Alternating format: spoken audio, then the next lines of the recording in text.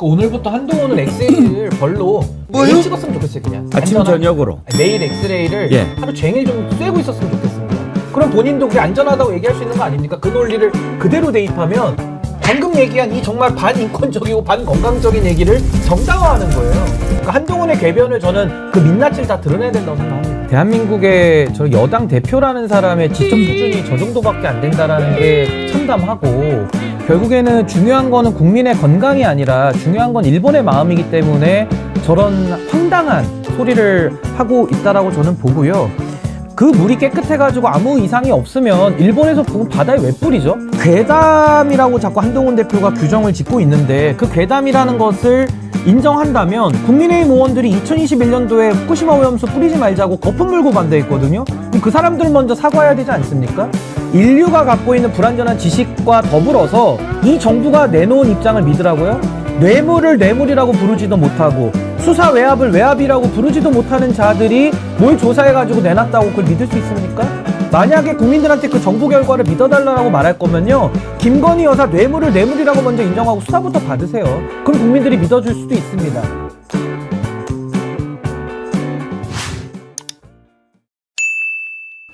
여러분 안녕하십니까, 백운기입니다. 이 정권 도대체 어쩌자는 걸까요? 온갖 친일 행위도 모자라서 이젠 정말 독도를 넘겨주기로 작정한 걸까요? 서울 지하철 역사에 설치됐던 독도 조형물을 갑자기 치웠을 때만 해도 뭐 하는 짓인가 석연치 않았는데, 이번에는 전쟁 기념관에 있던 독도 조형물까지도 철거한 사실이 드러났습니다. 서울 지하철은 시민들의 통행 불편을 겪을까 봐 치운 거라고 해명을 했고, 전쟁 기념관은 독도 모형이 너무 오래돼서 낡아서 지하 수장고로 보냈다고 밝혔는데, 상부 지시 없이 이렇게 우연히 겹칠 수 있습니까? 과연 이 정권이 독도 지우기에 나섰는지, 그렇다면 왜 그랬는지 정말 궁금합니다. 국정조사 거리가 하나 둘 더 늘어나는 것 같습니다. 생방송 백운기의 정치 1번지 출발합니다. 예, 백운기의 정치 1번지 찾아와 주신 여러분 감사합니다. 어제 오후 4시에 백운기와 딥블루 첫 방송을 했는데 많은 분들이 함께 해 주셨습니다. 감사드리고요. 오늘 아침에 반응을 많이 보내주셨는데 소개를 좀 해드리겠습니다. 배가님, 어제 딥블루를 보면서 눈물이 왈칵 쏟아졌습니다. 탄핵이 쉽지 않은 정국, 과연 이 나라를 어디로 몰고 가는 걸까? 우리 아이들이 사는 나라가 이렇게 무너지나 싶으니 나도 모르게 눈물이 쏟아지더군요. 누군가 그러더라고요. 국힘 지지자들의 반은 친일을 용납하는 중이라고. 어쩌다 나라가 이 꼴이 되었나요? 보수영님 TV님, 어제 딥블루 바다에서 빠졌다가 이제 겨우 탈출했네요. 감사합니다. 이향님, 저도 어제 딥블루를 보면서 탄핵이 어렵다는 백앵커님의 묵직한 설명을 들으면서 마음 무거웠습니다. 그러나 한편으로 우리가 함께 한다면 못할 것 없다는 말씀에 힘을 얻었습니다. 그래도 여전히 불안하고 걱정됩니다. 탄핵을 준비해서 온갖 수단을 다 준비하고 있음이 보이니까요.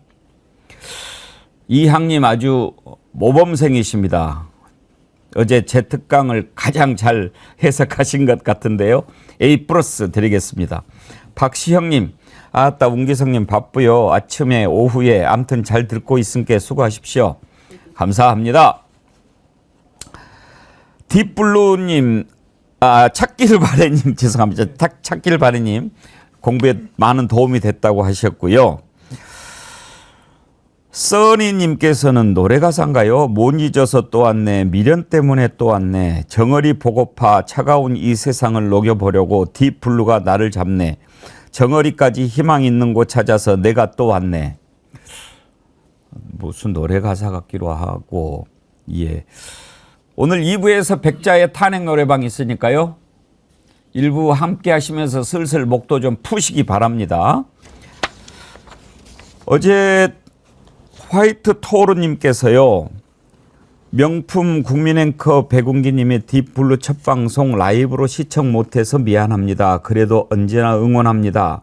언제나 함께 합니다 하면서 다시 보기 하시면서 슈퍼챗을 3만 원이나 보내주셨네요. 아유, 화이트 토르님 감사합니다. 어제 어떠셨어요? 주제를 하나를 잡고 이렇게 쭉 하다 보니까 좀 무겁다, 어렵다, 그런 반응이 좀 있으셨던 것 같은데요. 다음 주부터는 이슈를 조금 잘게 쪼개서 더 쉽고 더 소통을 자주 할 수 있도록 그렇게 한번 해보려고 합니다. 계속 발전하면서 우리가 또 깊은 바닷속 들어가려면 처음부터 바로 들어가기가 쉽지 않습니다. 제가 옛날에 그 잠수병을 취재를 한번 했는데요. 그때 심해에 이렇게 다이빙하는 분들 얘기를 들어봤는데 어제 남자친구 상식이 님도 이퀄라이징 얘기를 해주셨는데요. 깊은 바닷속 한 번에 들어갔다가 한 번에 나올 수가 없습니다. 폐가 터집니다. 그렇기 때문에 이 수심에 따라서 조금씩 이렇게 압력을 서로 이렇게 맞춰줘야 되는데 그걸 이제 이퀄라이징이라고 하죠. 그래서 깊은 바닷속 들어갔다가 올라올 때는 한 10m 올라와서 거기에서 한참 있다가 그 잠수부들 얘기로는 한 10m쯤 올라오고 거기에서 돌아와요 부산항에 1절 부르고 또 한 10m 올라와서 또 돌아와요 부산항에 2절 부르고 이렇게 하면서 올라온다고 그러시더라고요. 저희들도 하나하나 딥블루의 세계 개척해 나가도록 할 테니까요. 함께 해 주시기 바랍니다. 오늘 함께 하실 패널 최고 패널 두 분 모셨습니다. 김유정 전 국회의원님, 신인규 정당 바로 세우기 대표님 어서 오십시오. 안녕하세요. 안녕하세요. 예, 반갑습니다. 네. 반갑습니다. 예, 어제 딥블루 혹시 신인규 대표님 보셨나요? 저는 당연히 생중계 하시는 거 다 봤고요. 어제 앵커님께서 세 가지 중요한 거, 민심과 내부 균열과 정치공학을 말씀하시면서 가장 중요한 주제인 탄핵을 이렇게 딱 자리를 잡아주시니까 전 너무 어제 좋았고요. 제가 어제는 잠시 딥블루 시간에만큼은 정어리에서 잠시 가오리가 된 느낌으로 바닷속 깊숙이 좀 이렇게 들어가서 좀 고요한 평안함을 저는 느낄 수 있었던 좋은 시간이었습니다. A+ 드립니다. 너무 역시 감사합니다. 신인기 대표님은 A+를 안 드릴 수가 없어요. 시간이 안 돼서 못 봤던 저로서는 옆에서 쭈그리하고 앉아 있게 되네요. 아까 못 봤다고 얘기하셔서 내가 질문 안 했는데 또 자수를 하고. 네, 주말에 꼭 다시 보기 하겠습니다, 제가. 예. 감사합니다. 자, 오늘 첫 번째 주제도 아까 대기 영상에 우리가 독도 보여드렸는데 독도 문제 다뤄보겠습니다. 이거 심상치가 않습니다. 첫 번째 이슈로 갈까요?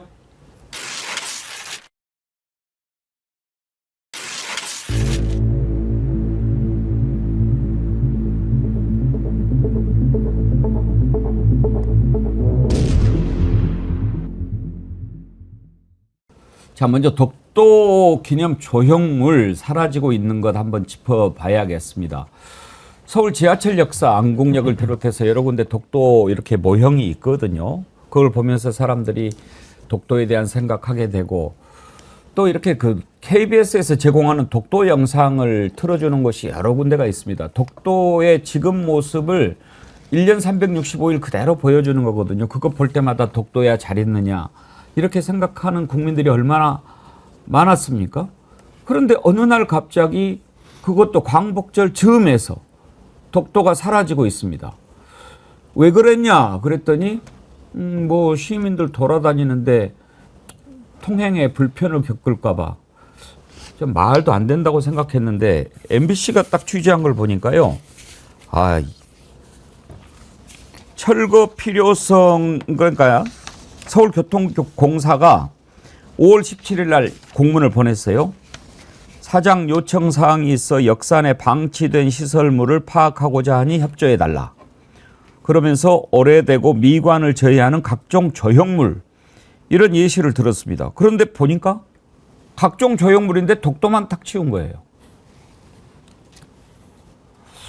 뭔가 했는데 이제 또 전쟁기념관에 있는 독도 조형물도 치웠다는 겁니다. 김유정 의원님. 네. 우리가 이 상식적으로 생각해 봤을 때 위에서 뭔가 지시가 없이 이렇게 기관에서 착착착 하는 일이 일어날 가능성 몇 %나 될까요? 서울교통공사에서 이런 일을 자발적으로 할 경우는 저는 제로라고 생각합니다. 0%라고 생각하고요. 저희가 근데 왜 하필이면 그 많은 조형물 중에 독도만 콕 집어서 없앱니까? 왜 독도만 철거합니까? 그런 점에서 뉴라이트 슬금슬금 다 기어 나왔다 얘기했었고, 이 친일 정권 아니냐, 우리가 뭐 의심할 수밖에 없는 정황들이 인사를 통해서 각종 말과 행동을 통해서 드러나고 있다 얘기했었는데, 그래서 많은 분들이 무슨 걱정했습니까? 야, 이러다 독도 넘겨주는 거 아니야? 이런 얘기 했었잖아요. 그런데 지금 이렇게 하는 거 보니까 나라를 합칠 생각인가?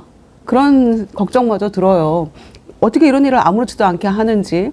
그리고 일본과의 관계에서는 사도광산 그 유네스코 문화유산 등재권도 그렇고 후쿠시마 오염수 건도 그렇고 항상 우리 국민의 이익이나 국가의 이익보다는 일본 편에서 일본을 이해하고 일본을 위하는 마음으로 일 처리를 해왔거든요.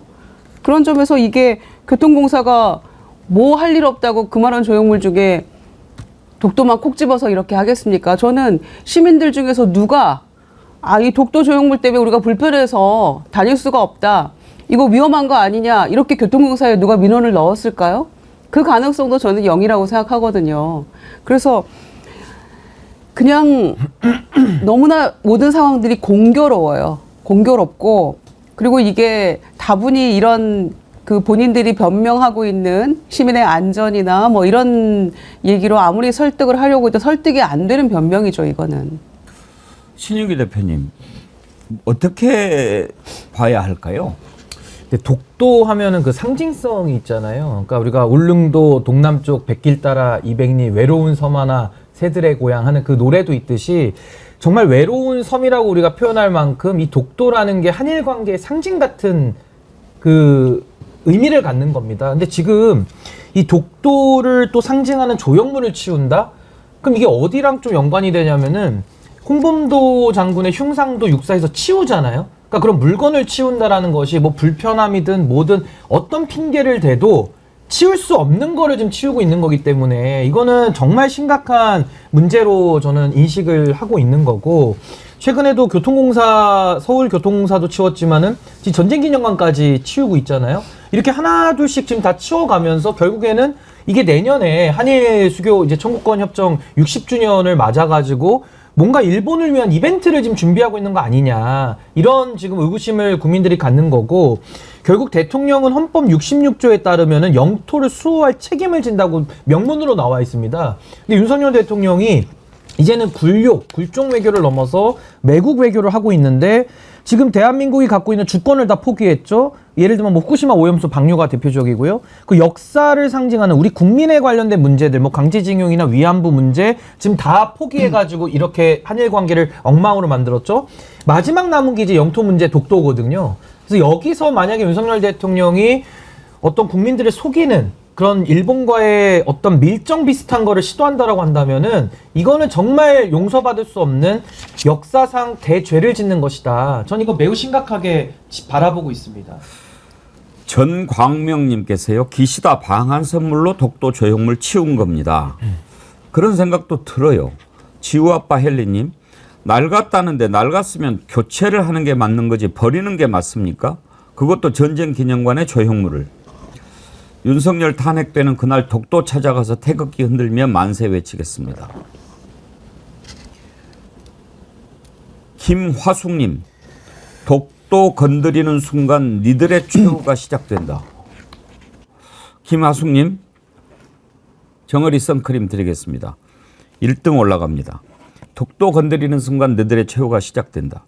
아니, 지금 윤석열 정권이 하는 걸 보면 이건 친일을 넘어서 지금 완전히 일본에 뭔가 갖다 바치기로 작정을 한 것 같지 않습니까?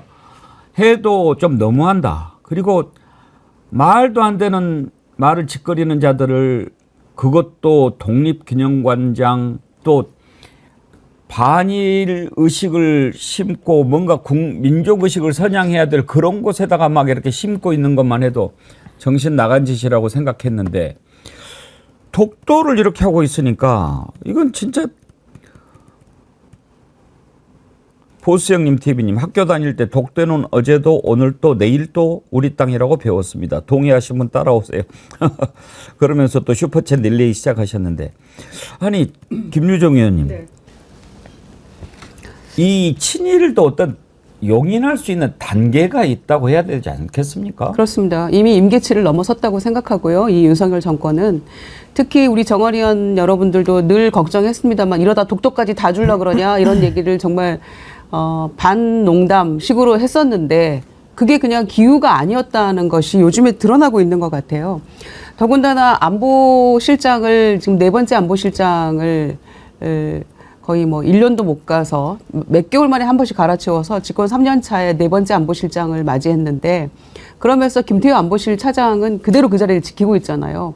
그 김태호 차장이 이런 지금 일련의 모든 상황의 중심에 있다고 저는 봅니다. 그래서 이 김태호 차장이 교수로 있을 때도 그랬고 그러니까 자유대가 유사시 들어올 수 있어야 된다 이런 논문 썼던 사람이거든요. 그리고 북중러의 어떤 대비해서 한미일의 군사 협력을 강화시켜야 되고 그래서 자유대가 만약에 유사시 한반도에 들어온다 그러면 독도 영공도 지나서 이렇게 하면 독도가 영토 분쟁 지역으로 들어가게 되는 거예요. 그러면 우리가 이제 국제 재판소로 가면 우리가 불리할 수 있다라는 게 모두가 염려하는 그런 부분이었잖아요. 그런데 이거 아무렇지도 않게 얘기하고 있는 자가 바로 김태호 차장이거든요. 그리고 안보실 그 청와대 대통령실 내부에도 그 신원식 국방장관 겸 안보실장을 지금 하고 있죠. 이 사람도 그렇고 지금 김용호 통일부 장관도 그렇고 다 지금 그런 일련의 친일 사관을 가진 사람들이 국정 운영의 중심에 서 있는 거예요. 그러니까 이런 일이 정말 아무렇지도 않게 일어나고 있는 거. 지하철역에서 뭐 독도 뭐 낡아서 좀 치웠는데 그게 뭐 전쟁기념관도 마찬가지고 그게 뭐 그 뭐가 문제야. 이렇게 지금 얘기하고 있는 거잖아요. 그러니까 아니라고 부인하면서 야금야금 하나씩 둘씩 일본에 편승해서 일본이 좋아하는 방향으로 계속해서 정책을 펴나가고 있는 게 지금 윤석열 정권인데 국민들이 따지면은 반국가 세력이고 허위 가짜뉴스 선동하는 세력이고 언론도 그렇고 국민들은 정부에 계속 반대만 한다. 24시간 욕만 한다. 그런 얘기 작년에도 했었잖아요. 그렇게 지금 국민을 적으로 몰아가고 있는 거죠. 저는 이게 아까 제가 그 독도는 상징이다. 우리 영토의 마지막 최동해 끝에 있는 영토의 상징이기도 하지만은 우리 주권을 상징하는 그 의미가 있거든요. 저는 윤석열 대통령이 독도 건들면 이건 뭐 정치적으로도 용서받을 수 없는 역사의 죄인이 되는 거지만은 더 심각한 것은 우리 형법에 자주 보지 않는 조항을 제가 한 2개만 읽어드리겠습니다. 예. 내란죄라는 게 있는데 형법 87조에 대한민국 영토의 전부 또는 일부에서 여기 독도 들어가죠. 일부에서 국가 권력을 배제하거나 국헌을 문란하게 할 목적으로 폭동을 일으킨 자는 다음 각호에 따라 처벌하는데 우두머리 사형입니다. 그러니까 대한민국에서 권력을 영토에서 배제시키는 행위는 이건 내란으로도 볼 수 있는 거고요. 또 하나는 적국과 합세해서 대한민국에 항적한 자는 사형에 처한다는 여적죄도 있거든요. 그러니까 제가 지금 말씀드리는 것은 만약에 나라의 주권의 상징, 국민 영토 주권, 우리 다 아마 학교 다니실 때 다 우리가 배웠던 국가의 3요소인데 영토를 팔아먹는 대통령? 이거는 탄핵은 기본인 것이고 나라에 대해서 대항하는 죄를 저지르는 거기 때문에 내란과 외환의 죄로 이거는 처벌받을 수도 있다. 더 심각한 것은 대통령 특권은 불소추 특권이 있지만은 내란과 외환에 대해서는 불소추 특권 자체도 없거든요.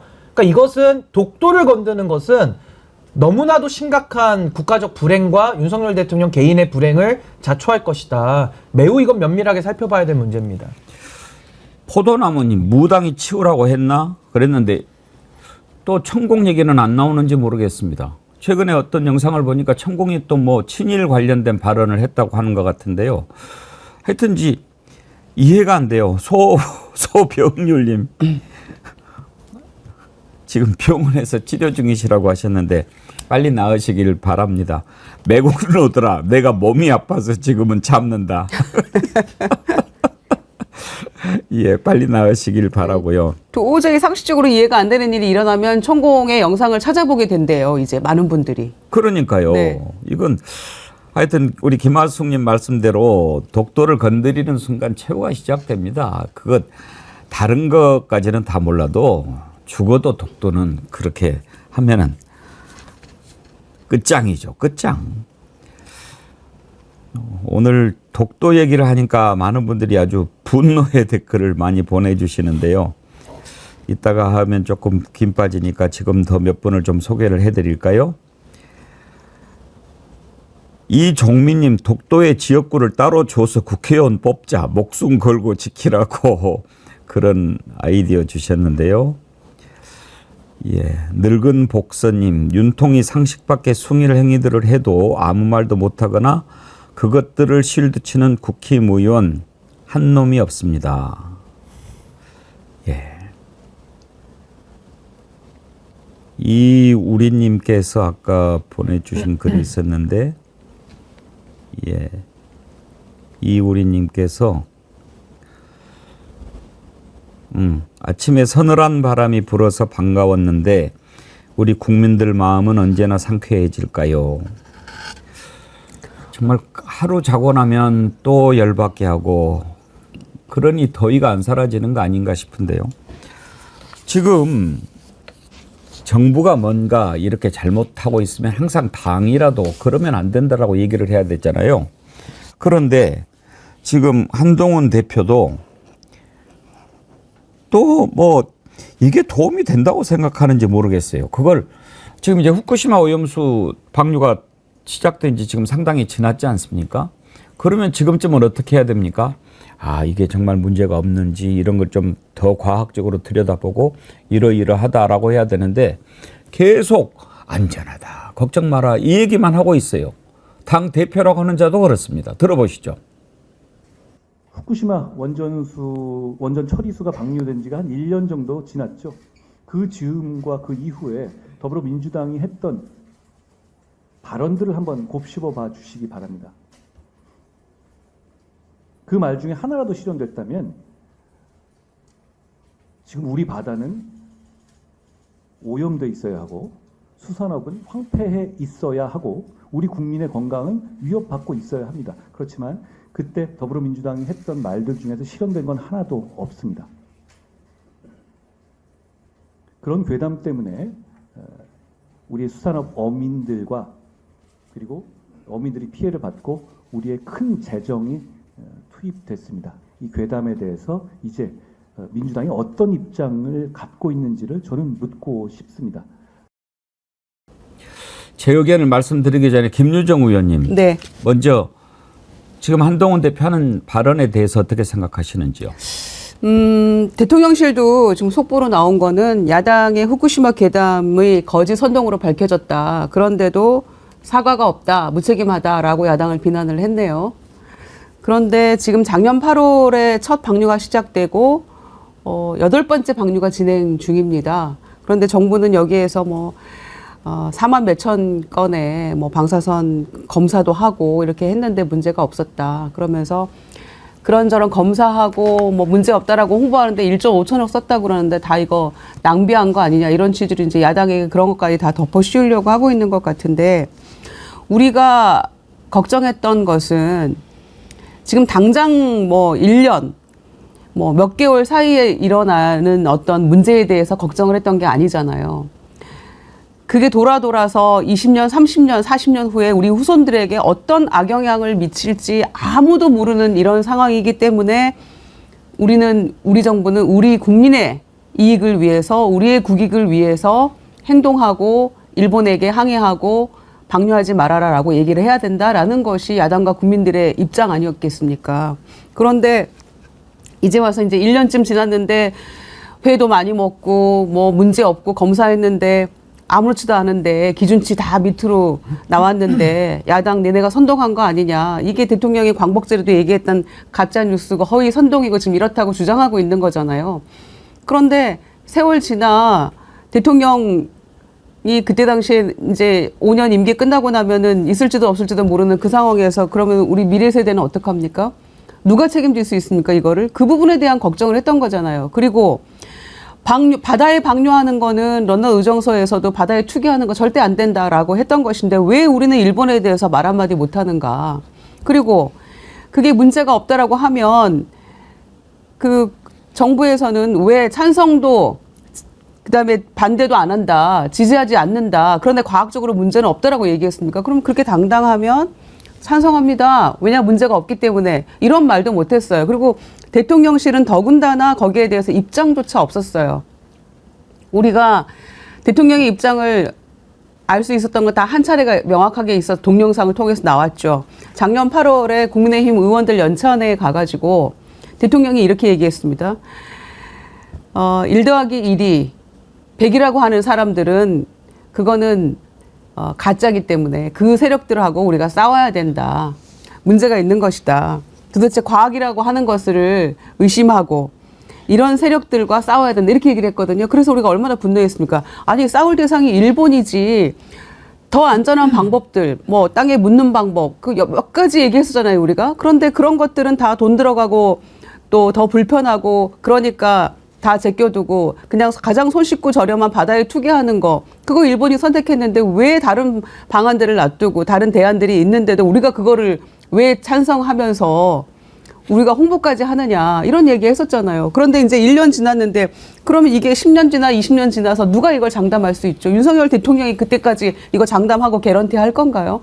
이 부분에 대한 문제 제기를 한 것인데 1년 지나서 8번째 방류하고 있는 이 상황에서 거봐 아무 문제 없잖아. 야당 책임져야지. 이렇게 하고 있는 게 이게 정부의 올바른 태도냐는 거죠. 왜 우리 국민을 생각 안 하느냐는 거죠. 일단 기본적으로 한동훈 대표가 무식한 거예요. 무식한 거예요. 지금 이제 1년 지났는데 봐라. 뭐가 문제가 생겼냐. 그러면서 이제 야당을 공격하는데요. 지금 원자폭탄이 터졌습니까? 그게 아니잖아요. 정말 이걸 알면서 그랬다고 그러면 정말 사악한 거고 모르면서 그랬다면 정말 무식한 겁니다. 이게 어떻게 바로 1년 만에 터질 그런 문제입니까? 자, 나름대로 처리한다고 했어요. 그렇지만 여전히 오염돼 있는 건데 거기에 대해서 더 확실하게 검증하지 않고 그걸 바닷물에 계속 보내면 그게 어떻게 되겠습니까? 지금 이렇게 비유를 해볼까요? 엑스레이를 찍으면 위험하다. 왜? 방사선이 들어오니까. 근데요, 엑스레이 한번 딱 찍고 나서 멀쩡하잖아. 누가 엑스레이 위험하다고 그랬어. 아, 그래요? 엑스레이를 매일 찍어보세요. 매일. 어떻게 돼요, 신은규 대표님? 그거 못 찍게 해요. 그러니까 저는 한동훈의 저런 발언을 지켜보면서 좀 대한민국의 저 여당 대표라는 사람의 지적 수준이 저 정도밖에 안 된다라는 게 참담하고, 결국에는 중요한 거는 국민의 건강이 아니라 중요한 건 일본의 마음이기 때문에 저런 황당한 소리를 하고 있다라고 저는 보고요. 그 물이 깨끗해가지고 아무 이상이 없으면 일본에서 보면 바다에 왜 뿌리죠? 이상이 없는 물이면 그냥 국가가 갖고 있으면 되거든요. 근데 그걸 뿌리면서 안전하다라고 하니까 그 자체가 모순이고요. 더 나아가서 앵커님께서 엑스레이 비율을 주셨습니다만은 저는 오존층 파괴도 마찬가지입니다. 우리 전 인류가 탄소를 막 갖다 썼죠. 결국에는 하늘에 구멍이 나가지고 지금 자외선이 내려오니까 피부암이나 이런 게 발생하고 있거든요. 인류가 갖고 있는 과학적 기술에 대한 지식이 불완전하다. 그렇다면은 저런 식의 발언을 저는 할 수 없다라고 생각이 드는데, 저는요, 괴담이라고 자꾸 한동훈 대표가 규정을 짓고 있는데, 그 괴담이라는 것을 인정한다면 국민의힘 의원들이 2021년도에 후쿠시마 오염수 뿌리지 말자고 거품 물고 반대했거든요. 그럼 그 사람들 먼저 사과해야 되지 않습니까? 이 사람들은 입장을요 1, 2년 사이에 그냥 막 바꿔버립니다. 그러니까 특검에 대해서도 야당 추천 특검을 했던 장본인들, 그러니까 한동훈, 윤석열은 그 야당 추천 특검에 있던 사람들인데 이제 와서는 반헌법적 위헌이다라고 얼굴 표정 하나 안 바뀌면서 거의 사기꾼 수준으로 말을 바꾸고 있거든요. 이 후쿠시마 오염수도 국민의힘 의원들 60명 이상이 규탄 결의안 냈고 반대하는 의견 다 낸 이미 영상들이요. 이미 널렸습니다. 이만희 의원, 이미자 의원, 정점식 의원 거의 다 서 있었어요. 거기에 대해서 전 입장을 먼저 듣고 싶고요. 저는 정부를 신뢰해달라? 정부가 1년 동안 뭐 검사를 좀 했나 보죠? 인류가 갖고 있는 불완전한 지식과 더불어서 이 정부가 내놓은 입장을 믿으라고요? 뇌물을 뇌물이라고 부르지도 못하고 수사 외압을 외압이라고 부르지도 못하는 자들이 뭘 조사해가지고 내놨다고 그걸 믿을 수 있습니까? 만약에 국민들한테 그 정부 결과를 믿어달라고 말할 거면요, 김건희 여사 뇌물을 뇌물이라고 먼저 인정하고 수사부터 받으세요. 그럼 국민들이 믿어줄 수도 있습니다. 본인들이 뇌물을 뇌물이라도 규정도 못하는 자들이 무슨 후쿠시마 오염수 과학자들도 아니면서 여기에 대해서 건강성에 대한 이상이 없다라는 확신적인 발표를 저렇게 국민 앞에 와서 떠든다라는 것은 정말 저는 한동훈 같은 인간은 공적인 역할을 그냥 하면 안 되는 사람이에요. 그냥 저런 사람은 공무원을 해서도 안 되는 사람이고 그냥 본인의 사적인 이익을 위해서 사는 게 훨씬 더 국가를 위해서 저는 바람직하다. 저 그런 생각이 듭니다. 아무리 그 옹호를 해도 좀 상식적인 논리를 가지고 얘기를 해야 국민들이 그나마 수긍을 하지. KB 클럽님, 과거 성면 슬레이트에 고기 구워 먹던 것과 비슷한 겁니다. 한동훈은 슬레이트에 고기 구워서 처먹으라고 하세요. 그래요. 그거 먹는다고 바로 그러면 탄 고기 먹지 마라. 고기 탄 거 먹으면 안 걸린다. 그거 먹으면 바로 안 걸려서 죽습니까? 오늘부터 한동훈은 엑스레이를 벌로 매일 찍었으면 좋겠어요. 그냥 아침 안전한- 저녁으로. 매일 엑스레이를 예. 하루 종일 좀 쐬고 있었으면 좋겠습니다. 그럼 본인도 그게 안전하다고 얘기할 수 있는 거 아닙니까? 그 논리를 그대로 대입하면 방금 얘기한 이 정말 반인권적이고 반건강적인 얘기를 정당화하는 거예요. 그러니까 한동훈의 궤변을 저는 그 민낯을 다 드러내야 된다고 생각합니다. 김일홍님께서 해양수산부가 주관이 돼서 핵오염수 모니터링을 지속적으로 하고는 있는 겁니까? 정부에서 오염수 모니터링한 결과에 대한 기사를 본 적이 없습니다. 저도 본 적이 없어요. 그리고요, 말 뻔새도 못 대먹었습니다. 후쿠시마 오염수지 그게 후쿠시마 처리수입니까? 지난번에 이준석도 그렇게 얘기하더군요. 바이든 날리면 오염수 처리수. 저는 기억합니다. 코로나19 때 윤석열도 아마 그랬을 거예요. 그때 당시에 그 당대표 누구였어요? 법무부 장관 했던. 그 왜 대통령 권한대행도 했고. 황교안. 황교안. 기어이 우한폐렴이라고 그래요. 우한폐렴. 그런 그 말을 하는 이유가 뭡니까? 다 국민들이 코로나19라고 하고 WHO도 코비드-19이라고 이렇게 딱 정해놨잖아요. 그런데도 우한폐렴. 중국을 자꾸 겨냥하는 거죠.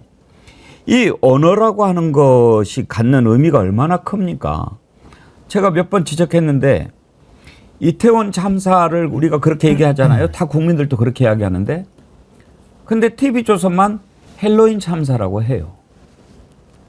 이건 축제에서 일어난 참사지 뭐 이런 식으로 하려고 하는 거죠.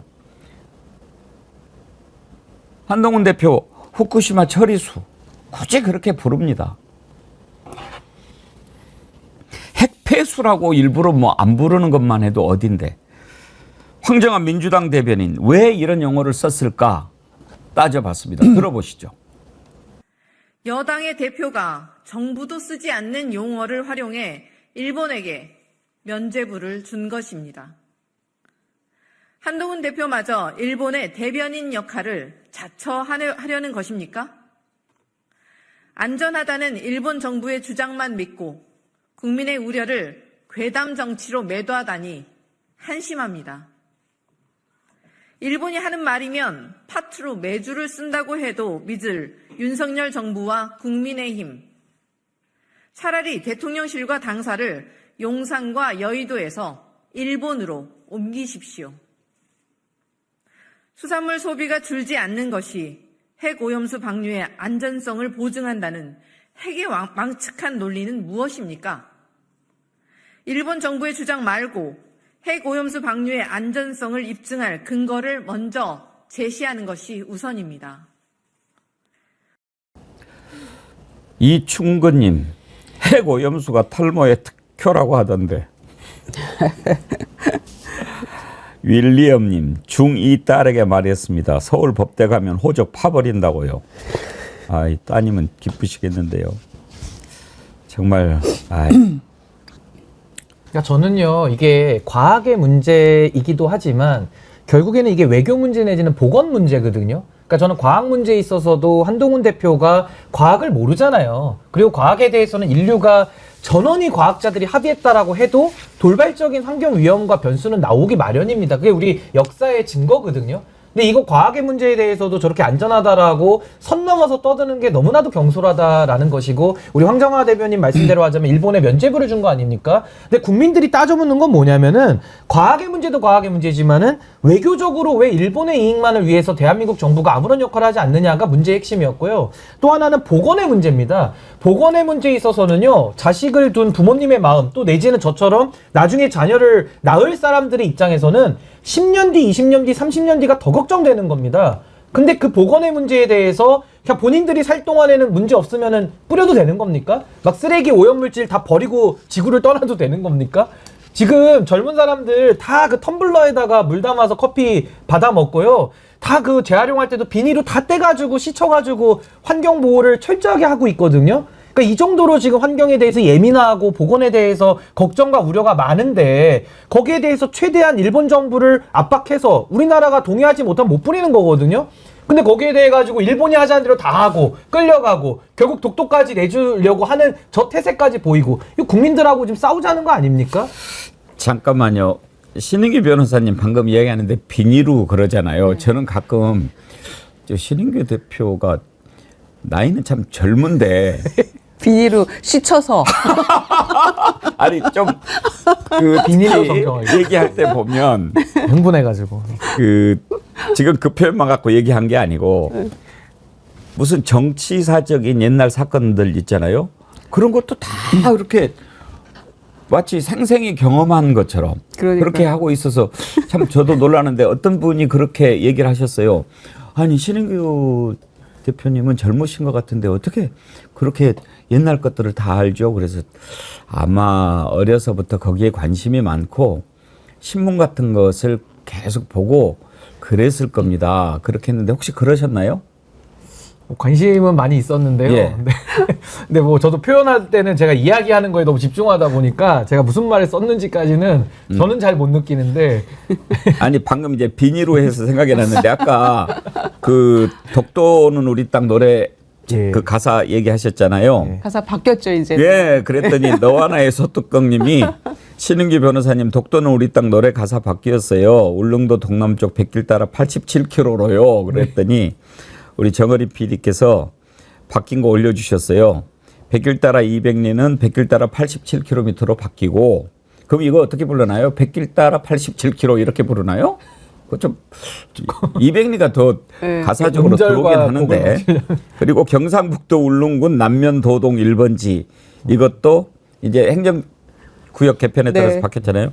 경상북도 울릉군 울릉읍 독도리 저도 바뀐 이렇게. 거 모릅니다. 옛날 가사만 압니다. 저도 못 외워요. 그 이제 독도는 우리 땅 이건 이제 독도의 의미가 있기 때문에 가사 바꾸는 것은 뭐 이해할 수 있지만 옛날 노래는 또 옛날 노래의 어떤 맛이 있으니까 네. 뭐 소쩍새 슬피우니 뭐 이런 노래 그게 뭐 소쩍새가 새가 아니고 뭐고 막 이런 논란도 있었어요. 그런가요? 예. 아무튼 조금이라도 우리의 국익에 국민의 건강 주권에 침해가 된다고 생각하면 자국의 이익을 우선으로 하는 게 국가가 해야 될 일이고 대통령이 해야 될 일이고 정부가 해야 될 일이잖아요. 그런데 어떻게 된 게 그렇게 많이 의심하고 와 이거 우리 후손들 어떡하지라고 그렇게 걱정을 해도 왜 일본 편을 서서 그렇게 편들고 일본이 하자는 대로 해주면서 문제 제기하는 국민과 야당을 향해서는 이런 세력들하고 싸워야 될 세력으로 규정을 하는지 도무지 저는 이해가 안 됩니다. 예. 오늘 독도 이야기를 했더니 많은 우리 애청자님들께서 릴레이를 하셨어요. 독도 지키자라고 하셨는데 아이고 너무 많은 분들이 하셨는데 조금 소개를 해드릴까요? 서병율님 3년은 너무 길다. 김지우님 조사로스님 꼬리 꼭 잡기에 동참합니다. 이걸 꼬리 잡기라고 하셨군요. 요한님 동그라미님 도설님 SUL 도술인가요? 도설인가요? 제가 서병률님 때문에 트라우마가 좀 있습니다. 미니님 이 꼬리 저도 좀 잡자요. 원희님 보스형님 TV님 오늘 2부 첫 곡 독도는 우리 땅으로 불러주세요. 아 독도는 우리 땅. 지난주에는 홀로아리랑 불렀죠. 까멜라님 꼬리 잡았습니다. 고우리님 죽어도 독도는 못 건드린다. 조사로스님 독도를 빌미로 반국가 세력을 토벌 목적으로 계엄령 발령하고 공안 통치를 본격화할 조짐이 보입니다. 금가옥님, 김영일님, 존경하는 백운기 선상님, 야무진 신인규 변호사님, 이쁜 광딸 유정누나, 윤 정권과 부역자들 제2의 삼천교육대 설치해서 안거, 인나, 둔너 지대와 목공체조 시킵시다. 신인규 대표님, 안거, 인나, 둔너 뭔지 아세요? 앉아. 네. 예, 일어나. 둔너. 들어넣어. 이 전라도 사투리인데 옛날에 그런 우스갯소리가 있었어요. 내무반에 이렇게 지휘관이 들어왔는데 전라도 사람이에요. 다 누워 있는데 있나? 그랬는데 다 못 알아듣는 거예요. 그냥 누워 있나 이놈들아. 그러니까 저 구석에서 없는 것 같습니다. 그랬다는 거예요. 아델님, 보스형님 TV께서 런키퍼님 정어리몰에서 전화 주시랍니다. 전화하셔서 상담해 보세요. 아까 런키퍼님께서 무슨 뭐 정어리몰을 통해서 주문했는데 뭐 잘못 왔다고 컴플레인을 하셨는데 정어리몰에서 이렇게 뭐 대응을 하겠죠. 그런데 저는 이런 걸 볼 때마다 우리 애청자님들은 정어리 TV 주인 맞다. 정어리몰에서 전화 주시랍니다. 전화하셔서 상담해 보세요를 슈퍼챗을 쏘면서 글을 이쁘리맘님 3개월도 긴 시간입니다. 독도는 대한민국 땅입니다 하면서 슈퍼챗 릴레이 참여해 주셨는데 오늘 릴레이에 참여해 주신 여러분들 진심으로 감사드립니다. 다음으로 넘어갈까요?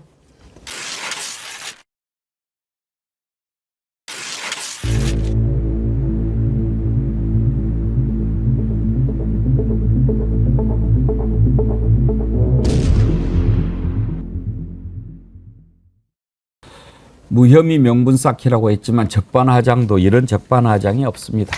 참 검찰이 김건희 명품백 수수 무혐의 결론 내린 그날 또 이제 최재형 목사를 국가보안법으로 또 한다고 하는데 참 법률가님 이거 어떻게 받아들여야 됩니까? 아니 근데 지금 뭐 전형적인 윤석열식의 그 가해자 피해자 바꿔치기를 여전히 하고 있는 그 특수부 검찰 방법이 나오고 있는 거고요.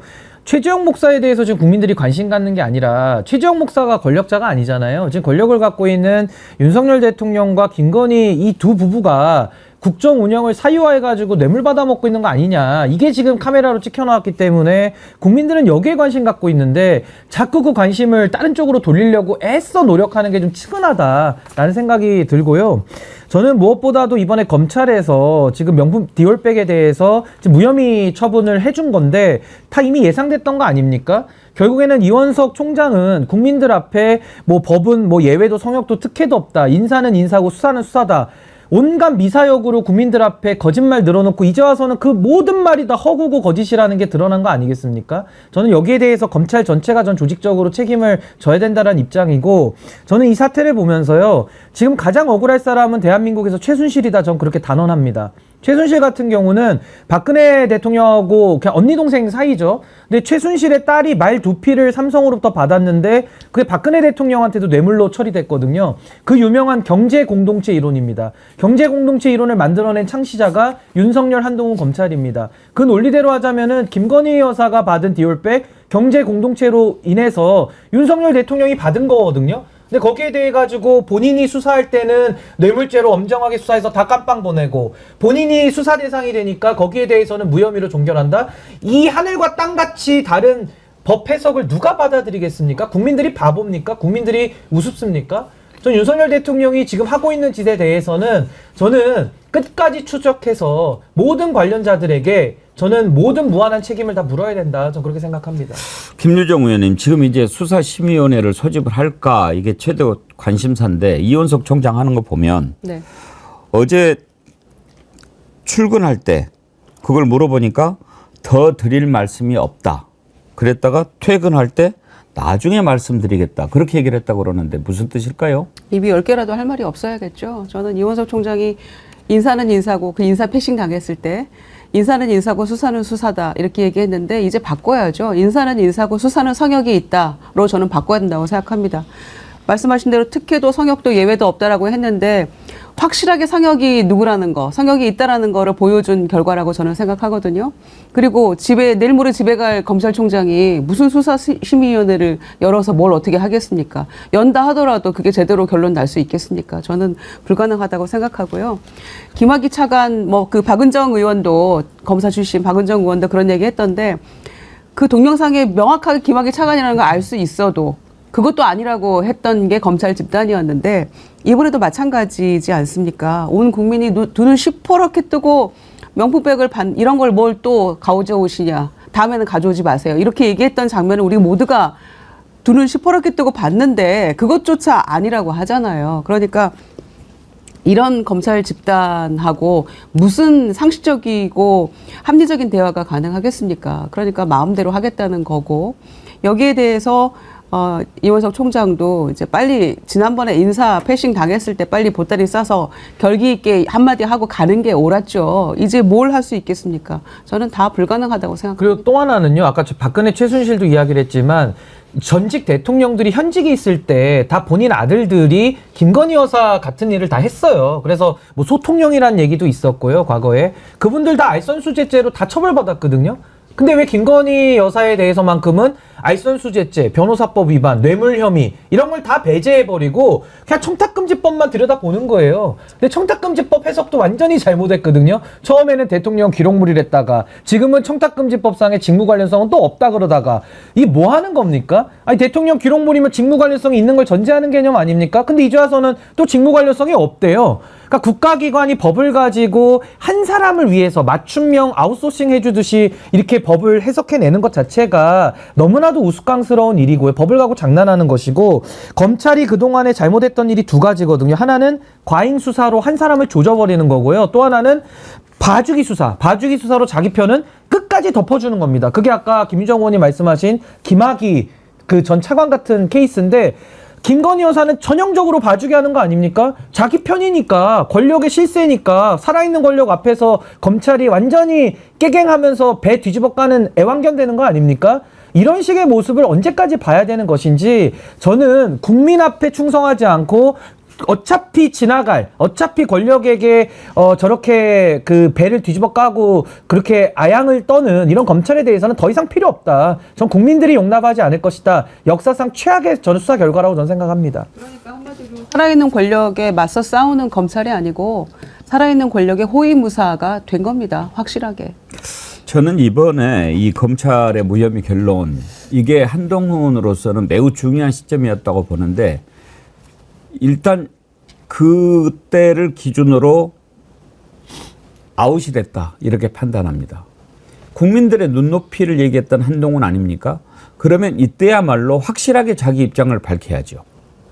아무리 검찰 출신이고 또 뭐 지금 남아있는 관계가 있고 그렇겠지만 어찌 됐든 여러 가지 방해 공작을 뚫고 국민의힘 당대표가 되지 않았습니까?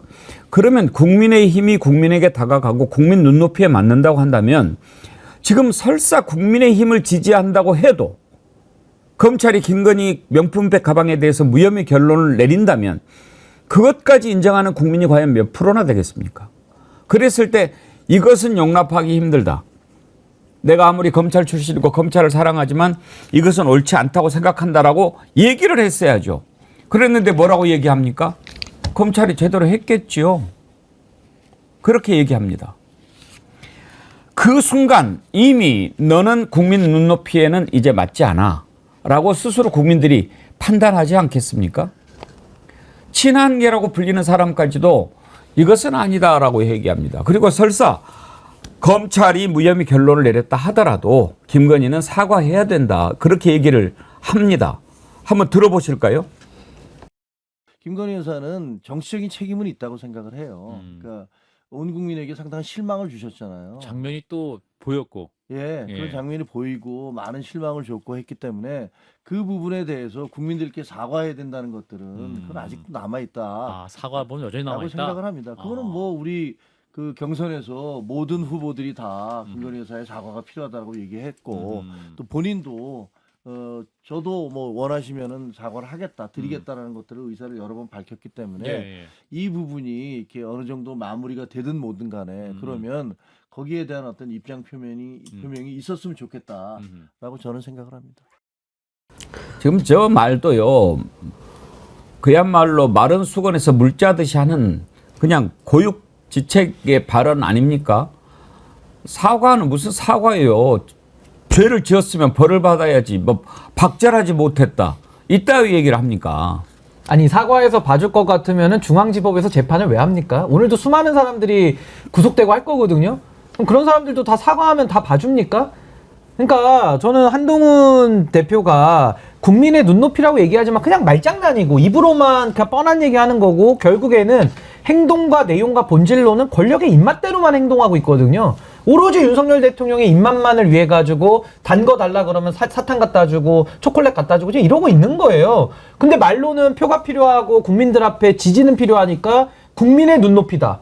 근데 말이 안 맞잖아요. 이거 언제까지 이 모순과 괴리를 더 우리가 지켜봐야 됩니까? 저런 자가 여당의 당대표를 하는 것이 무슨 국가에 도움이 되는 일입니까? 그러니까 저는 어이가 없다는 것이고 결국 한동훈은 세 개의 저항을 앞으로 넘어가야 됩니다. 첫 번째는 윤석열의 저항. 윤석열 대통령과의 갈등은 뭐 명확한 거고요. 두 번째는 여당 의원들의 저항. 여당 의원들하고도 계속 앞으로 부침이 있을 겁니다. 마지막으로 지금 이 국면에서 국민의 저항이 아마 무시무시할 겁니다. 국민을 상대로 말장난과 거의 사기에 가까운 얘기들을 입으로 떠들어놨기 때문에 본인이 책임지지 못하는 본인의 말에 대한 말빚, 말값에 대해서 반드시 저는 많은 청구서가 들어올 것이다. 저는 그렇게 생각합니다. 정책위 의장권 가지고만 난리 쳤고 또 김경수 전 지사 복권에 대해서만 따따붙다 했었는데 정작 중요한 김영석 독립기념관장이나 그 밖에 여러 가지 이 친일적인 이 정부의 태도나 이런 거에 대해서는 말 한마디 못하고 국민 여론 지켜보겠다고 했잖아요. 그런데 그것은 명품백과 똑같은 얘기입니다. 국민의 눈높이에 맞지 않다라고 얘기를 해놓고 한두 번 크게 얻어맞고 그다음부터는 지금 이 결과에 대해서도 그렇게 비겁한 반응을 보이고 있잖아요. 그러니까 이런 대표가 무슨 뭐 생중계 운운하고 있는 게 저는 황당하다는 얘기입니다. 그래서 뭘 할 수 있습니까? 지금 본인이. 이채양명준님께서요. 억지 사과 받으면 다인가요? 중요한 건 건의의 마음이죠. 중요한 건 누구의 마음이다. 예. 일본과 건의의 마음이 중요하군요. 아까 이채양명준님이 그거 지적해 주셨던데 제가 아까 소쩍새 슬피운이가 아니고 의학새 슬피운인데 잘못 얘기했어요. 그래서 의학새 슬피운이 그러네요. 예. 근데 그게 애수의 쇠야곡인가? 그 의학새가 새가 아니다 뭐 그런 갈대를 의학새라고 한다 뭐 그런 얘기가 있어가지고 제가 얼핏 착각했는데 지적해 주셔서 감사드리고 하여튼 우리 애청자님들 대단하셔. 87km 이거 어떻게 그 운율을 맞춰서 부르냐 그랬더니 백길 따라 87K 이렇게 부른다네요. 87K. 87K. 예. 예. 아유 죄송합니다. 제가 좀 공부가 부족했습니다. 저도 너무 업데이트가 안 돼요. 그러니까 업데이트가 돼야 되는데 아이고 이렇게 하고도 국민들을 설득시킬 수 있다고 생각합니까? 저는 그렇게 생각하지 않습니다. 어제도 제가 딥블루에서 말씀을 드렸는데 이게 다 저는 확신합니다. 이제 곧 밝혀질 겁니다. 뭔가 이런 것들은 다 이제 드러나니까요. 분명히 지금 용산에 윤석열 탄핵 대응 팀이 있을 겁니다. 거기에서 시나리오를 다 짜놨을 겁니다. 그거 안 하면 죽는데 안 하겠습니까?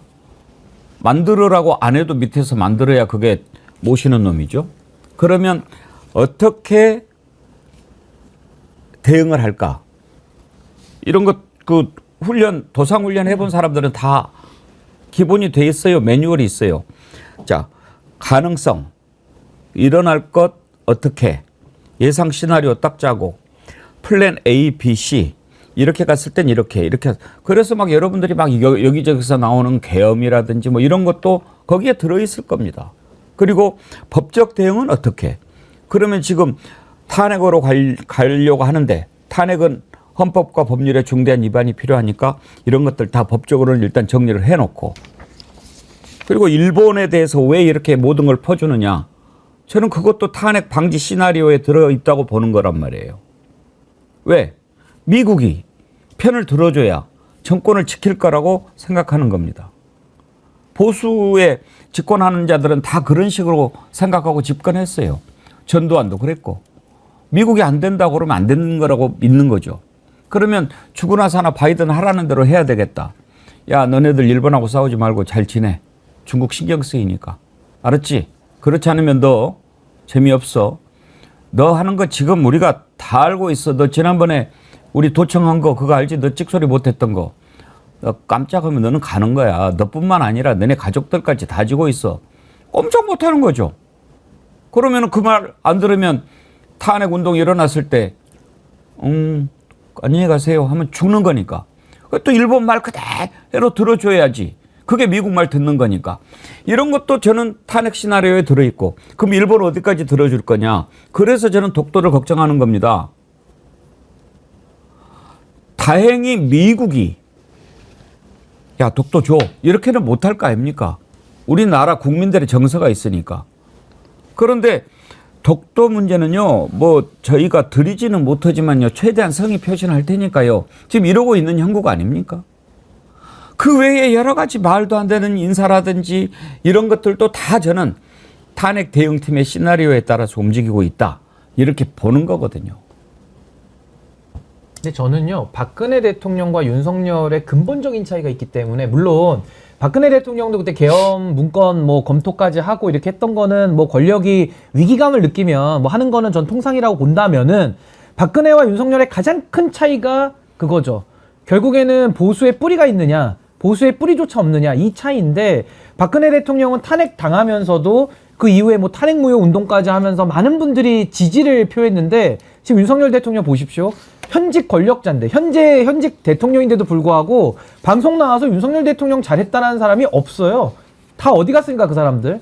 그러니까 현직임에도 불구하고 윤석열 대통령을 동정해주는 사람 한 명도 없기 때문에, 저는 윤석열 대통령의 미래는 박근혜 대통령과 비교하자면 뿌리가 없는 윤석열은 더 심하게 흔들리다가 쉽게 뽑혀질 것이다. 저는 박근혜와 윤석열이 아주 본질적인 차이가 있다고 봅니다. 제가 어제 방송 중간에 잠깐 시간이 애매해서 이제 카페에 들어가서 커피 마시면서 다음 방송 준비를 하는데, 뒤에 한 70대 되시는 두 분이 막 이런저런 얘기를 하는데 막 이제 민주당 욕하는 거예요. 아, 보수 분들이시구나. 이렇게 하면서 제가 이제 등 돌리고 앉아 있었기 때문에 들었는데, 막 누구도 욕하고 이제 민주당 전당대회 얘기하면서 막 욕을 막 하는 거예요. 비판하고. 그러더니 끝에 마무리는 어떻게 하셨냐면, 근데 여당에 인물이 없어.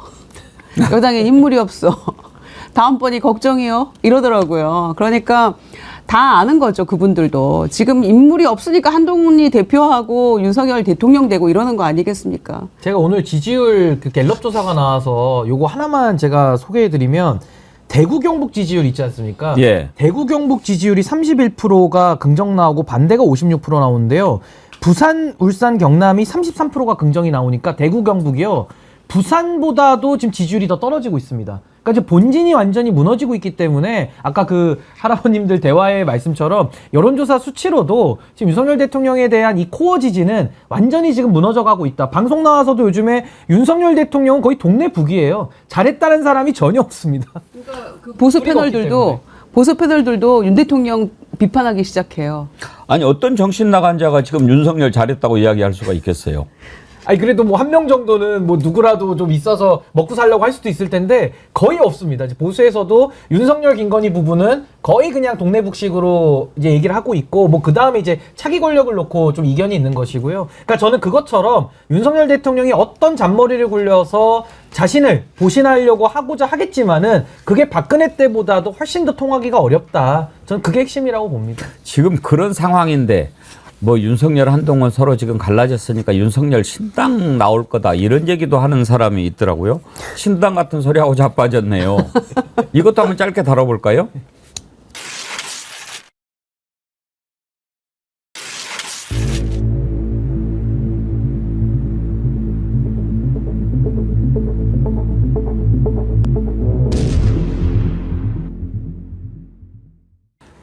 신인규 대표님, 네. 윤석열 신당 얘기가 어디서 나온 거예요?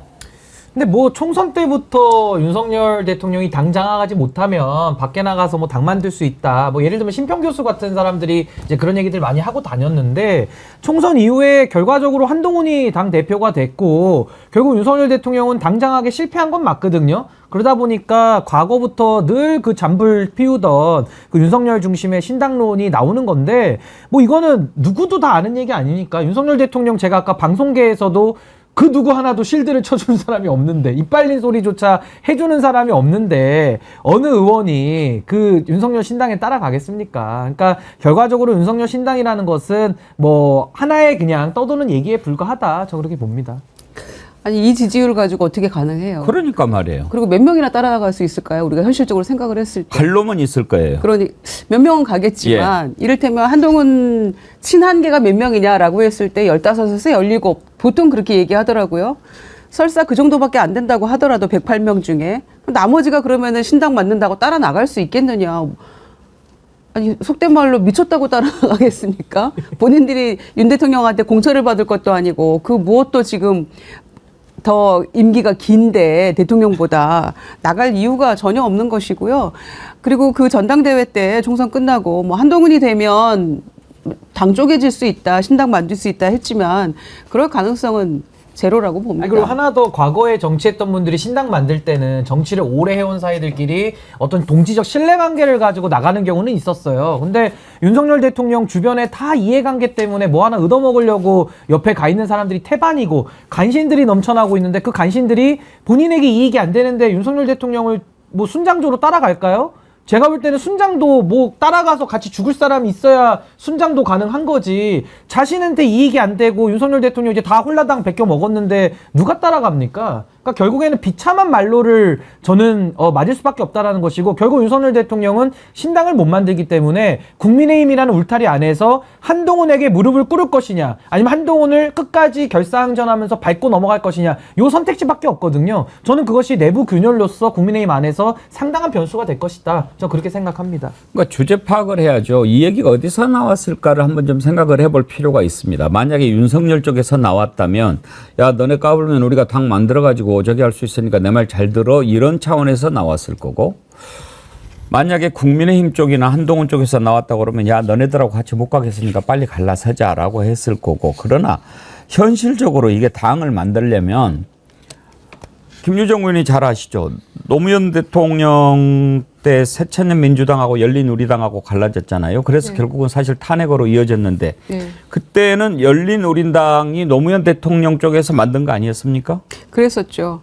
그랬음에도 불구하고 일단 이렇게 그 분열이 되고 나면은 양쪽 다 힘을 못 받는 건 사실이거든요. 그리고 결국엔 다시 다 합쳤잖아요. 대통합 민주신당으로. 예. 그래서 그렇다고 지금 누가 중심 인물이 있는 것도 아니고 지지율이 어느 정도 뭐 인정할 만하게 당 만들만 하네라고 지금 굉장히 인기가 좋은 대통령도 아니고 그런데 당이 너무 못하고 질이 멸렬하고 문제가 많으니 내가 새로 당을 꾸려야겠어라고 할 정도의 능력이 되려면은 김대중 대통령이 새정치국민회의를 만들 정도의 그 정도의 역량과 지지율이 있어야 되는 거거든요. 그런데 이거는 그냥 본인들끼리 서로 싫으니까 하나 만들어 볼까라는 수준에서는 신당은 뭐 꿈도 꾸지 말라 이렇게 얘기하고 싶네요. 여론조사를 한번 보면 지금 신당 만들 잽이 되는가 알 수가 있습니다. NBS라고요. 엠브리언 퍼블릭, K-스탯 리서치, 코리아 리서치, 한국 리서치 함께하는 전국 지표 조사가 있습니다. 이게 어제 날짜 발표된 건데요. 윤석열 지지율이 27%예요. 27%. 2주 전 조사보다 2%포인트 빠진 거고요. 부정평가는 3% 올라서 63입니다. 요거는 갤럽 조사 같습니다. 이거 갤럽인가요? 네, 이거는 한국 지금 나온 표는 갤럽. 예. 이번에 묘하게 갤럽하고 MBS하고 지지율이 같이 나왔더라고요. 갤럽 조사를 보겠습니다. 그러면 지금 1% 앞번 조사보다 1%포인트 빠져서 27이고 부정이 63. 그러니까 지금 되게 여론조사 기관들의 조사가 조금씩 이제 차이가 있거든요. 그래서 여론조사보다는 이제 추이, 그날 발표보다는 추이를 보라 그랬는데 공교롭게도 이번에는 NBS하고 갤럽이 똑같이 27, 63이 나왔는데 30%에도 못 미치는 지지율로 무슨 정당을 만들겠어요? 이것도요. 지금 조사 기간을 보면 19일부터 21일까지란 말이에요. 김건희 명품백 무혐의 결론 내용이 많이 포함이 안 된 거예요. 그것까지 포함됐으면 저는 27도 택도 없다고 봐요. 그러니까 윤석열 대통령 신당 만들고 싶으면요, 두 가지 방법 있어요. 하나는 꿈에서 만드시면 되고요. 하나는 다시 태어나서 만들면 됩니다. 현생에서는 불가능합니다. 못 만들어요. 만들 수가 없죠. 정말 말이 된다고 생각하는지 말이죠.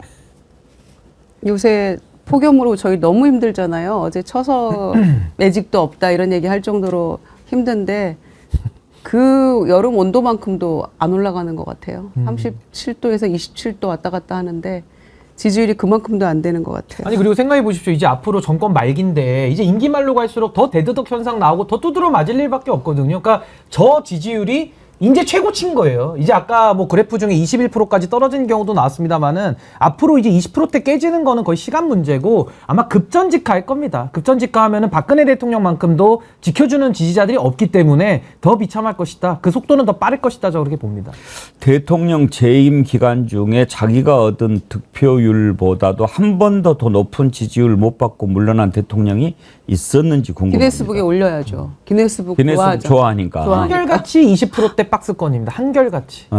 네, 한결같이. 그러니까 이제는 긴장도 안 하고 걱정도 안 하고 가끔 30 넘어가면 좋아하고 그러니까 맨날 그 시험 봐가지고 20점 받다가 30점 받으면 그냥 짜장면 사주라고 그러는 거 아니에요? 그죠. 이제 공부 안 하고 매일 술만 퍼먹고 그냥 불량 학생이 학교를 거의 학생들 돈 뺏으면서 그냥 취미로 다니는 건데 그냥 무사히 졸업만 하자 이거죠. 그냥 무사 졸업이 꿈인 아주 불량 학생입니다. 그러니까 이제 이렇게 왔다 갔다 하다가 24% 되니까 화들짝 놀래가지고 영수회담 했잖아요. 근데 이제 그 뒤로 계속 20% 되니까 10%대도 아닌데 뭐 그 정도면 선방이지 이 정도로 그냥 무뎌진 것 같아요. 아니 그리고 이제는. 국민들 상대로 사기치는 것도 한두 번이지 이거를 몇 번을 우려 먹었잖아요. 이제 더 이상 속아줄 국민도 없고요. 이제는 국민들이 아무리 선의를 가지고 이 정부를 지켜본다 하더라도 더 이상 속을 국민이 없다. 그 정도로 윤석열 정권은 너무나도 나쁜 짓을 많이 했어요. 너무나도 나쁜 짓을 많이 했고 하나도 깨닫는 게 없는 집단입니다.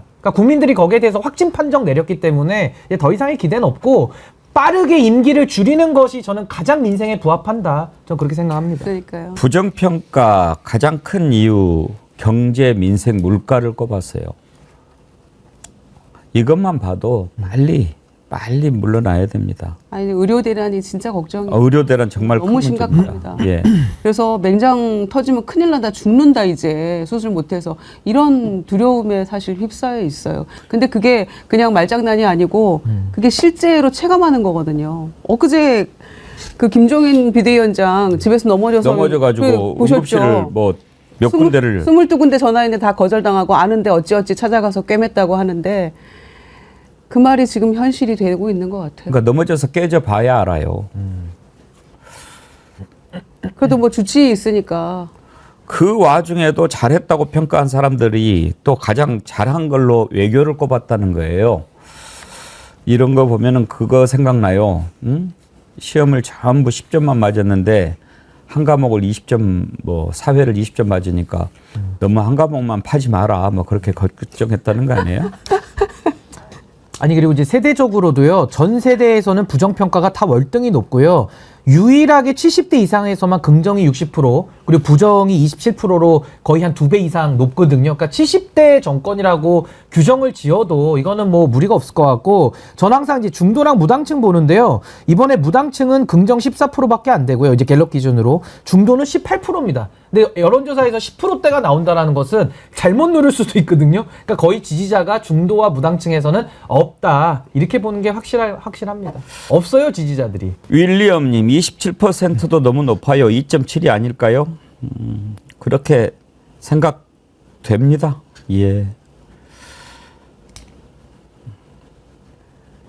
신기하긴 하죠.